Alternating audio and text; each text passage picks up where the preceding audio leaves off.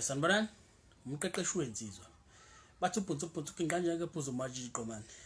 Kunensizwa ezingibhalelile la. Umfowethu ngithe mangithi ngiyalifunda udaba lakhe, ngezwe ngiphatheka kabuhlungu. Yabona ngoba phela ukwazi ukuthi uye esitolo. Ake sithi nje mhlawumbe uyahamba uyothenga inkomo. Mawufika la kudayisa khona inkomo bese kuthiwa uzothenga inkomo? Cha, thatha na imbuzi. Cha bo. Uzosuke wena uyapi uyothenga inkomo not imbuzi, yabo. So awukwazi ukuthi usuke uyothenga inkomo bese ubuya nembuzi. Wena imission yakho bekini inkomo not imbuzi. So ke ngithe mangifunda nje udaba lamfowethu la ngiphatha kabuhlungwana because umfowethu kuyakhombisa ukuthi kusakuningi izinto ekufanele azifunde, kodwa phela vele kunjalo. Amaphutha siyawenza, sifunda ngawo lo maphutha, yabo. So ke ngaphambi kokuba singene odabeni lamfowethu ngithanda ukuthi sikhumbuzane kwivideo ledlule khona ivideo ebaluleke ngendlela esimanga sayenza ledlule la sibheka khona umthetho lo ubizwa ngeCriminal Law Sexual Offences and Related Matters Amendment Act number 32 of 2007. Just to recap nje kancane kulo mthetho ukuze ungakhohlwa, sasibheka lapho usection 15 owuthi nona lo khuluma nge-statutory rape, lapho uyakutshela ukuthi umuntu onjani ovumelekile ukuthi usungakwazi ukuthi nivumelane naye ngokocansi, umuntu ongakanani ongavumelekile enhlobo ukuthi nize nivumelane naye. So lo mthetho wathi umuntu oneminyaka ewu16 engaphansi kwe16 awuvumelekile ukuthi wenze njani, uzibandakanye naye ocansini. Ake sithi uyimbodla ena 18 noma ngaphezulu, uzitholulela nentombazane ena 15. Azi ukuthi uphula icala elibovu lapho, lo mthetho usho njalo. Uphula icala elibovu eyobhadla ejele minimum 10 years. Nakhona kuyabhekwa ukuthi ngabe lento into owayenza before noma into oyiqalayo. So uma ngabe kuyinto oyiqala entsha minimum 10 years. 10 years. Uyacabanga u10 years nje ngeround mhlambe eyodwa, lo 3 minutes, lo 5 minutes, lo 15 minutes, even if ungathiwa i-hour, it's not worth it mfowethu. Impilo yakho lefanele ulicabangela.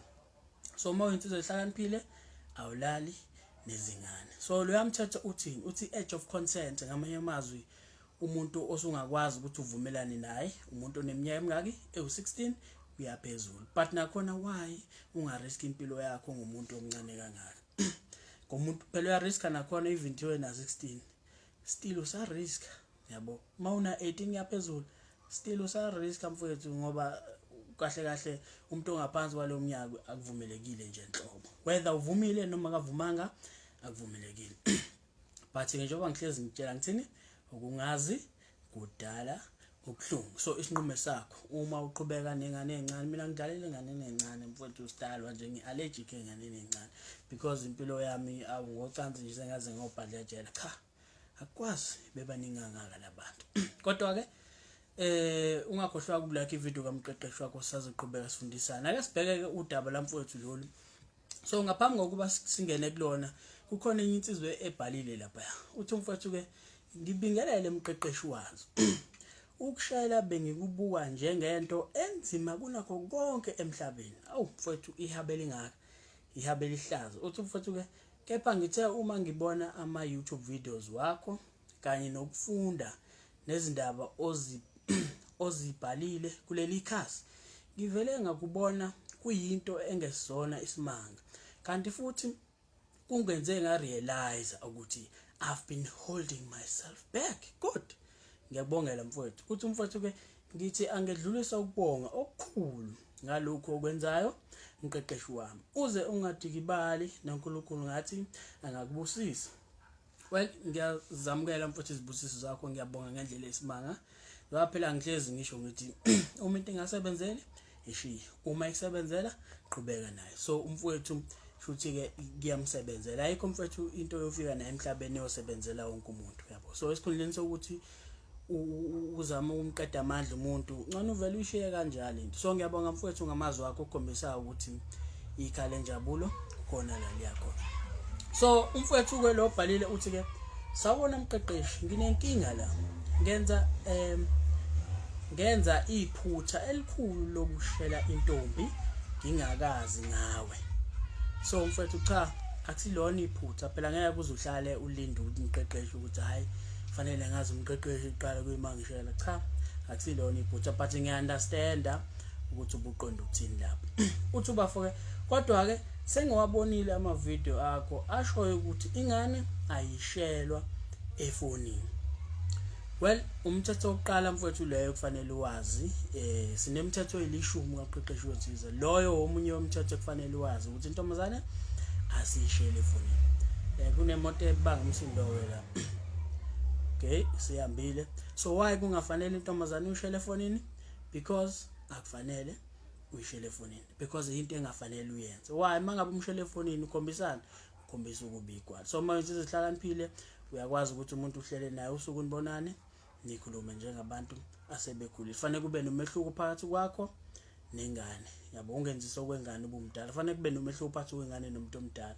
Uthi ubafake kodwa mase ngiya kuyo ekusho umfowethu uyishele efonini and then shuthi wayesethola umqeqeshi then usethi umfowethu kodwa mase ngiya kuyo ingitshela lento eyangitshela yona efonini ukuthi angiyithande as a friend okusho ukuthini intombazane enjani iyakufriend zone mfowethu yabo ngamanye amazwi kubamba ngekhanda iyakufriend zone.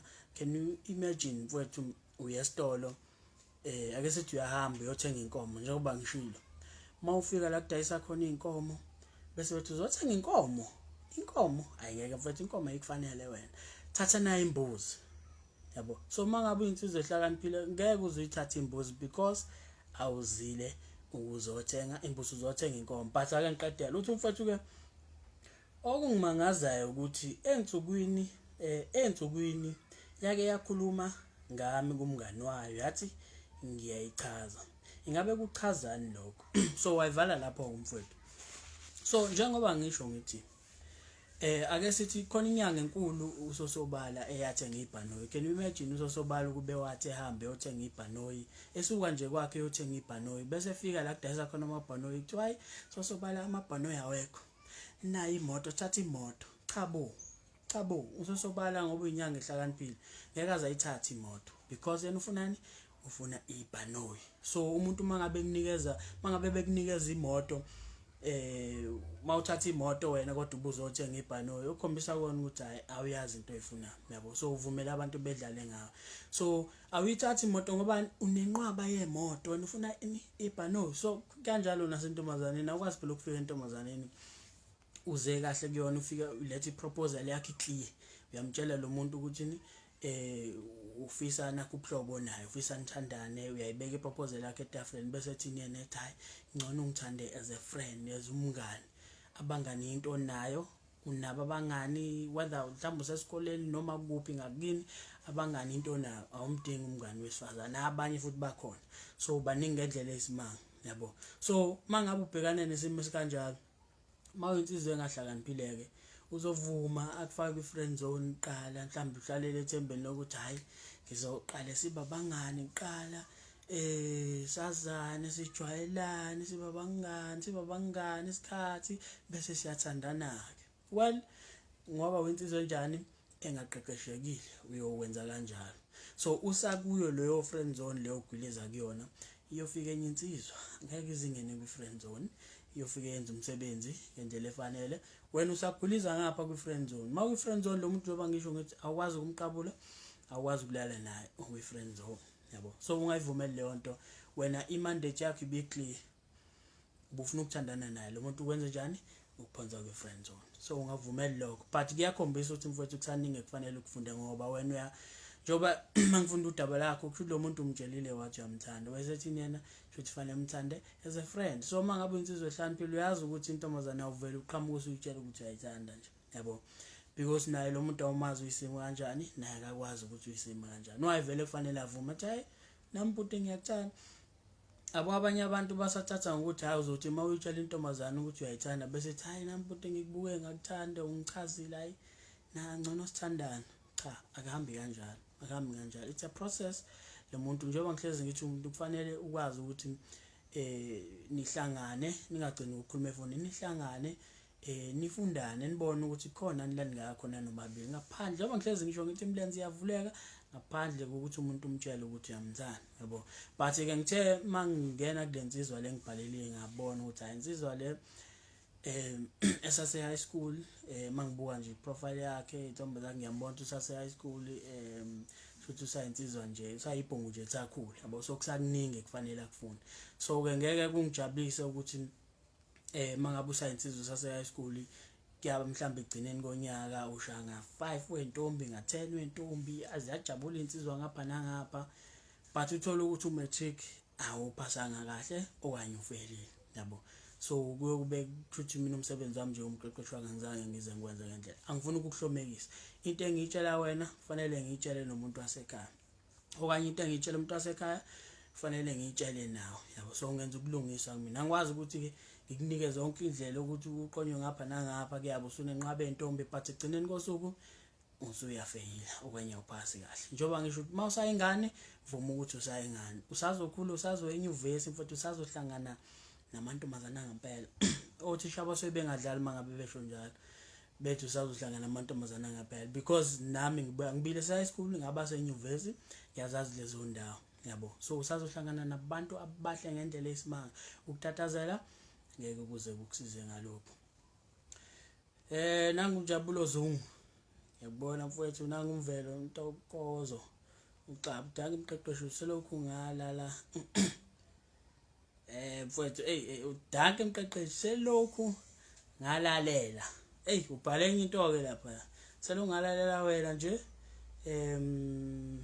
izintombi zami manje okay hayi ngiyabongela mfowethu nanginophumlani PH Mthembu exactly I rejected that before ngaphuma kuyo yenze kahle mfowethu wenze kahle ungamvumeli umuntu njengoba ngisho ukuthi wena uthunyiwe awufana nesithunywa thamba othenga inkomo asifuna ukwenza umsebenzi awukwazi mawufika kadayisa khona inkomo bese bethi hayi thatha imbuzi cha bo awuzile uzothenga imbuzi uzothenga inkomo mangabe inkomo ingekho ubuyele emuva ngeke ubuye nembuzi because imbuzi njani zikhona la usuka khona yabo so bekuyilokho nje mfowethu ngiyathemba ukuthi kukhona okuncane okufundile kubalekile mangabe siyinsizwa sifundisane